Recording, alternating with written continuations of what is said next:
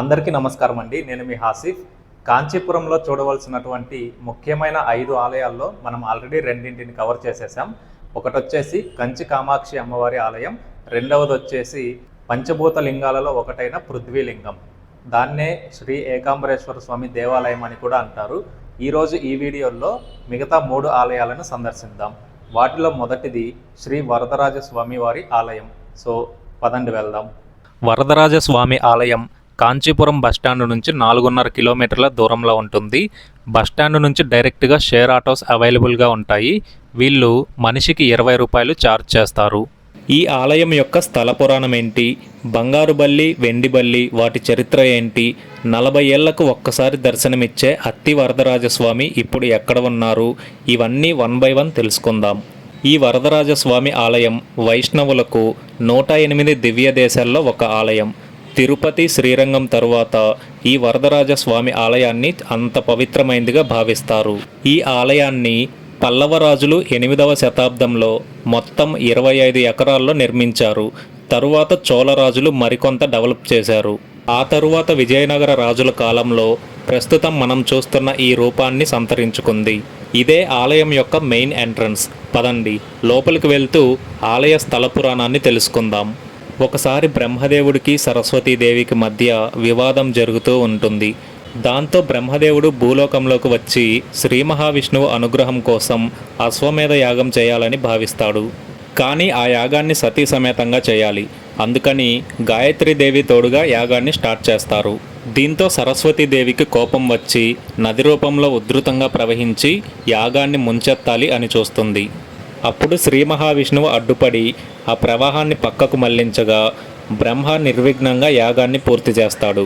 ఆ తర్వాత శ్రీమన్నారాయణుడు ప్రత్యక్షమయ్యి భార్యాభర్తల మధ్య గొడవలు సహజమే అని సర్ది చెప్పి బ్రహ్మదేవుణ్ణి సరస్వతీదేవిని కలుపుతారు.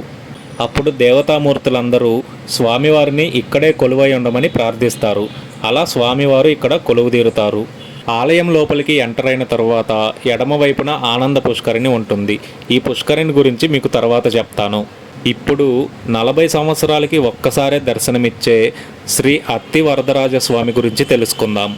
ఒకసారి బ్రహ్మ ఆజ్ఞాపించాక దేవశిల్పి అయినటువంటి విశ్వకర్ణ అత్తి చెట్టు కాండంతో శ్రీ వరదరాజస్వామి విగ్రహాన్ని తయారు చేసి ప్రతిష్ఠించారు.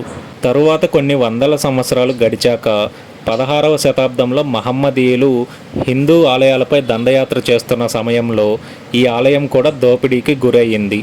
సంపదలు దోచుకున్నా సరే స్వామివారి మూర్తికి ఎలాంటి హాని జరగకూడదనే ఉద్దేశంతో స్వామివారి మూర్తిని ఒక వెండి పెట్టెలో పెట్టి ఆనంద పుష్కరిణిలో నీరాలి మండపం పక్కనే ఉన్న ఇంకొక చిన్న మండపం అడుగు భాగంలో దాచిపెట్టారు.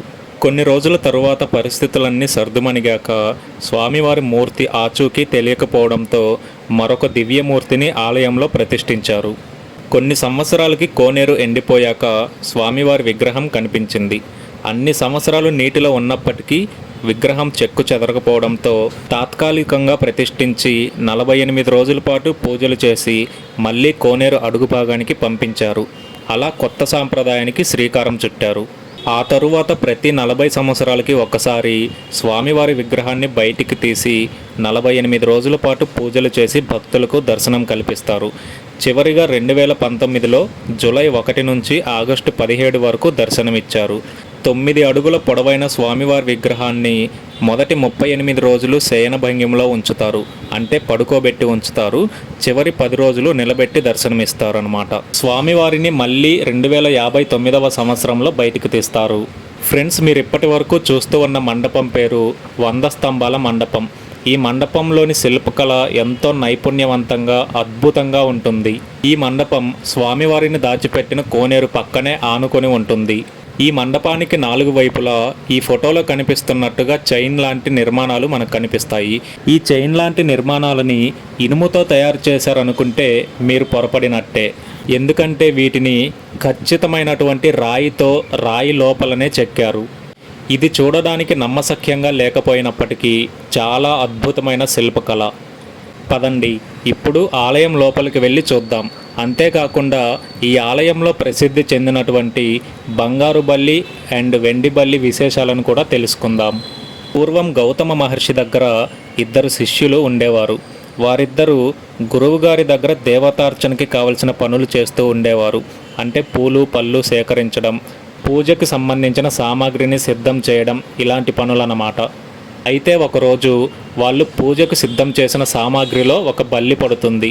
ఆ బల్లిని చూసినటువంటి గౌతమ మహర్షి తన పూజకి భంగం కలిగిందని శిష్యులిద్దరిని బల్లులుగా జీవించమని శపిస్తాడు. అప్పుడు శిష్యులిద్దరూ తెలియక జరిగిన పొరపాటని తమని క్షమించమని గౌతమ మహర్షిని వేడుకుంటారు. దాంతో గౌతమ మహర్షి వారిద్దరిని అత్తిగిరి క్షేత్రం వెళ్ళి స్వామివారిని సేవించుకోమని శాప విమోచనం తెలియజేస్తారు. కొంతకాలం తరువాత ఇంద్రుడు సూర్యచంద్రులతో కలిసి వరదరాజస్వామి దర్శనానికి వస్తారు. వారి దర్శనంతో శిష్యులకు శాప విమోచనం లభించడంతో అప్పటి నుంచి వారి రూపాలని ఇక్కడ ఏర్పరిచారు. వీటిని తాకిన వారి పాపాలు దోషాలు తొలగిపోతాయని చెప్తారు. ఈ బంగారు బల్లి వెండి బల్లి ఉన్న ఆలయం 2 అంతస్తులుగా ఉంటుంది. మొదటి అంతస్తైన కింద అంతస్తులో శ్రీ లక్ష్మీనరసింహస్వామి దర్శనమిస్తారు. ఇక్కడ స్వామివారిని దర్శనం చేసుకున్న తరువాత ఆలయం వెనక్కి వెళ్ళాలి. అక్కడ కొన్ని మెట్లుంటాయి. మెట్లెక్కి 2వ అంతస్తుకి చేరుకోవాలి. 2వ అంతస్తులో మనకి శ్రీనివాసుడు దర్శనమిస్తాడు. ఆ తరువాత 2వ అంతస్తులోనే శ్రీనివాసుని ఆలయం వెనుక ఈ బంగారు బల్లి వెండి బల్లి ఉంటాయి.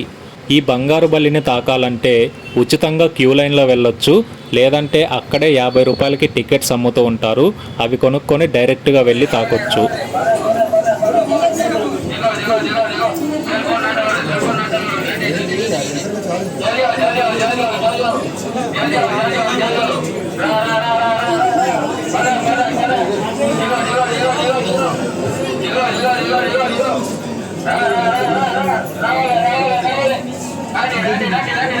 ఇంతటితో శ్రీ అత్తివరదరాజస్వామి ఆలయ సందర్శన ముగిసింది.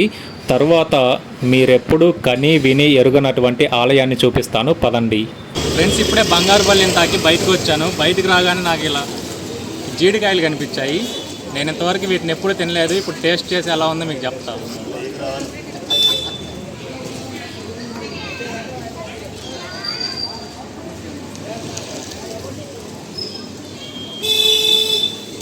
స్వీట్గా ఉంది, కొంచెం వగరుగా ఉంది. ఒక రకమైనటువంటి ఏదో స్మెల్ లాంటిది ఏదో వస్తుంది, కానీ బాగుంది. ఇదే చిత్రగుప్తుని ఆలయం. షాక్ అయ్యారా? అవును, మీరు వింటుంది నిజమే అండి. యమలోకంలో మానవుల పాపపుణ్యాలను లెక్కబెడుతూ ఉంటారు కదా, ఆ చిత్రగుప్తుని ఆలయమే ఇది. ఇలాంటి ఒక ఆలయం ఉంటుందని మనం ఎప్పుడూ ఊహించి ఉండం కదా. 9వ శతాబ్దంలో చోళరాజులు ఈ ఆలయాన్ని నిర్మించారు. కేతుగ్రహ ప్రభావంతో బాధపడుతున్న వారు చిత్రగుప్తుని దర్శిస్తూ ఉంటారు. 7 దీపాలు వెలిగించి 7 ప్రదక్షిణలు చేస్తారు. ఈ ఆలయం కాంచీపురం బస్టాండ్కి సమీపంలోనే ఉంటుంది. నడుచుకొని వెళ్ళొచ్చు. ఆలయంలోకి కెమెరా అలో లేకపోవడం వల్ల నేను మీకు ఫోటోలో చూపించాను. ఇంతటితో ఈ ఆలయ సందర్శన ముగిసింది. ఫ్రెండ్స్, మనందరికీ దశావతారాలు పరిచయం లేదు. అందులో ఆల్మోస్ట్ అన్ని టెంపుల్స్ని అందరూ చూసే ఉంటారు. కానీ ఒక వామన టెంపుల్ మాత్రం ఎక్కడా చూసుండరు. ప్రస్తుతం నేనైతే వామనావతారం ఆలయంలో ఉన్నాను. ఇప్పుడు ఈ ఆలయ విశిష్టతలు, అలానే ఈ ఆలయంలో వామనుడు ఎలా దర్శనమిస్తారో ఇప్పుడు మీకు చూపిస్తాను.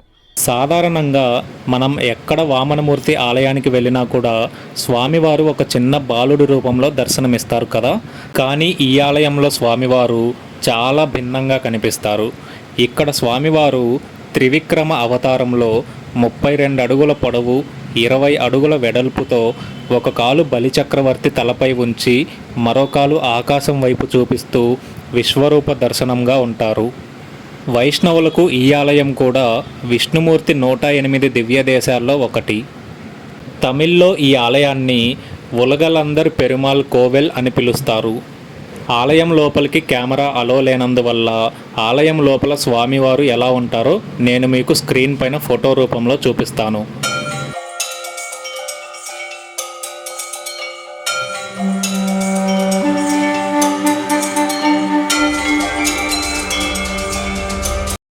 ఇంతటితో ఈ ఆలయ సందర్శన ముగిసింది.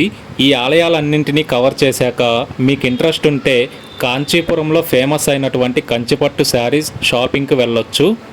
ఈ వీడియో కనుక మీకు నచ్చినట్లయితే లైక్ చేసి నా ఛానల్ని తప్పకుండా సబ్స్క్రైబ్ చేయండి.